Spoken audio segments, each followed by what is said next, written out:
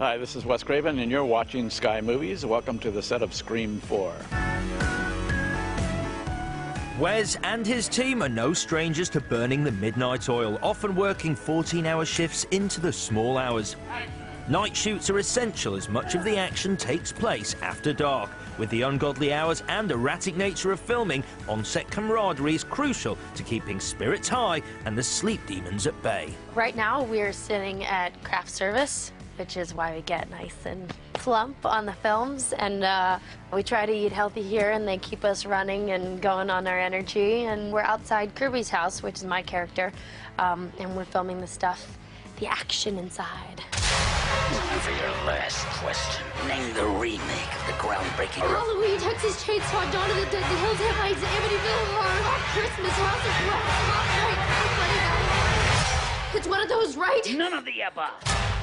We're doing a scene, and occasionally you never know about opening a door or stepping somewhere if one of the crew members has put on the Scream mask and cape and is going to jump out at you while the cameras are rolling. What do you want? Who is this? He's trying to do Ghostface. I'm standing in the closet.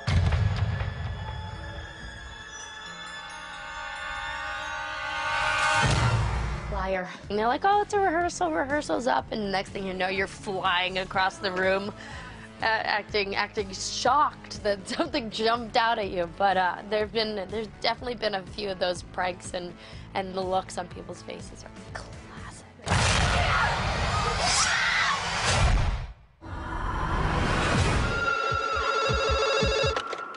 Hello?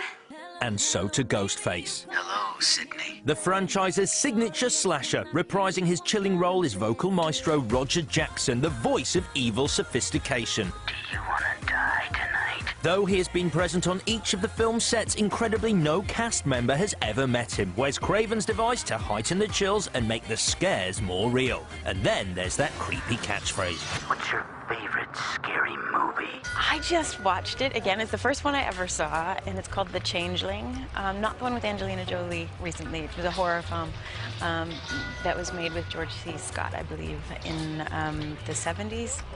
Terrifying film. I saw it when I was 13 years old, and it's the reason I never watched horror films after that for a long time. And it's fantastic. It's really good. I'm not a big fan of scary movies, but I did like The Ring, even though it kept me up all night. So. My favorite scary movie is Psycho, but I think that Scream 4 is going to be my new favorite. My favorite scary movie, I would say, well, a toss-up between the original Scream and Ring, but not like the English version of The Ring, the Japanese version. I'm like a big Japanese horror movie guy. My favorite scary movie, I mean, it's a bit of a thriller as well, but The Shining is probably my favorite. I just love Stanley Kubrick, and I loved the vision of a man sort of going nuts and in this isolated place. And just all of it was such an amazing performance from Jack Nicholson and Shelley Duvall and all the kid. Red Rum. The scene is Neve Campbell is out on the roof as Sidney Prescott, of course, and Ghostface is chasing her. She doesn't know quite where he is. So she's running around trying windows to get back into the house, but they're all locked. And then at the end, she meets a fate that nobody would want to experience. Can't tell you what to have to kill you. You can't kill Sydney. She's victim royalty. Not true. Sid's expendable. Point taken.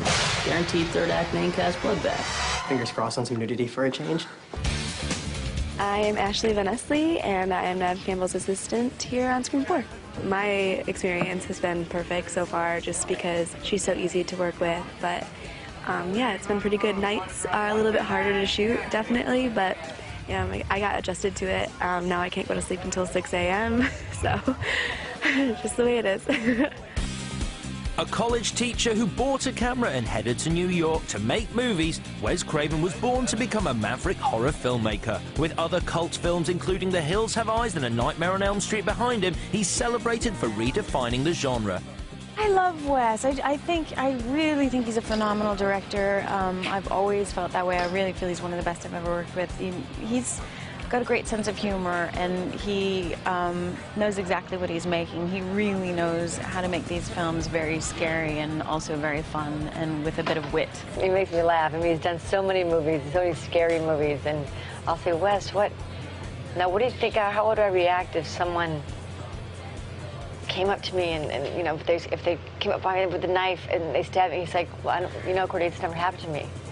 He always has just the greatest ideas that you never would have thought of. And Scream was also one of my favorites. Not just saying that, it really was. I loved it. So to get to be a part of it it's really surreal. There is an element of destiny involved in these films, for sure.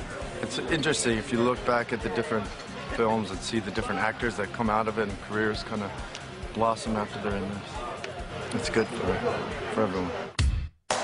But it's not just Scream's usual suspects who've gone on to forge acting careers. There's been some skillfully negotiated cameos in each of the films. Look, there's Wes Craven as Fred the janitor in Scream, and here he is again as a doctor in Scream 2.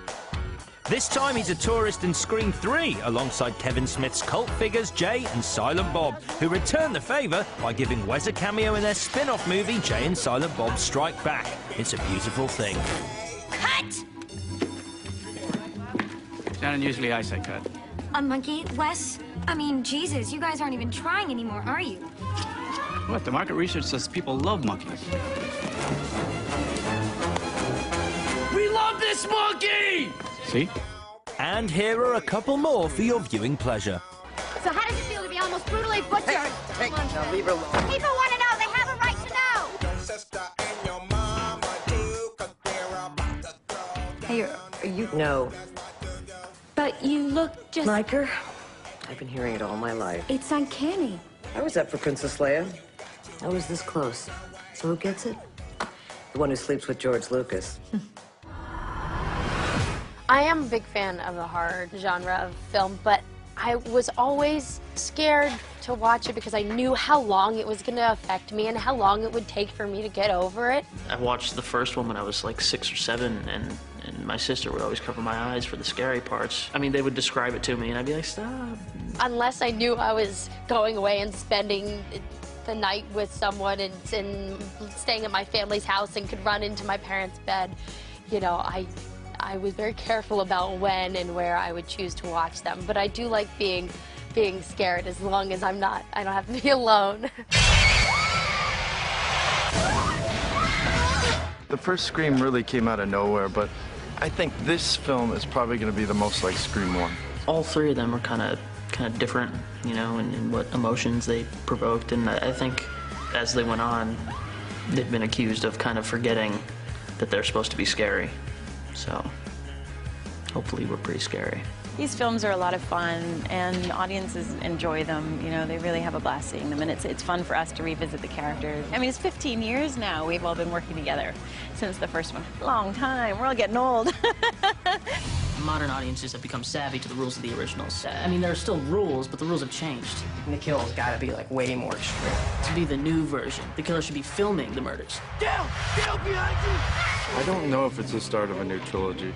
It definitely lives in its own, you know, it's a complete and full film. There's no cliffhanger or anything. But, you know, there's always talk of another one. We all love doing them, so if people still like watching them, hopefully we'll continue to do them. I hope that people are just as afraid of this one and just as easy to take on the ride with us, and they're tricked by the twists and turns, and I think that's going to happen. So cross our fingers, it's going to be an amazing film. Thank you so much for coming down to the set. I really hope you enjoy the film, and that's a wrap. So is it the end, or simply the beginning of the end? Scream 4 is here. Nothing can stop it. There are new rules. It is a new decade, but then rules are meant to be broken, aren't they? Well, it's time for someone new to die.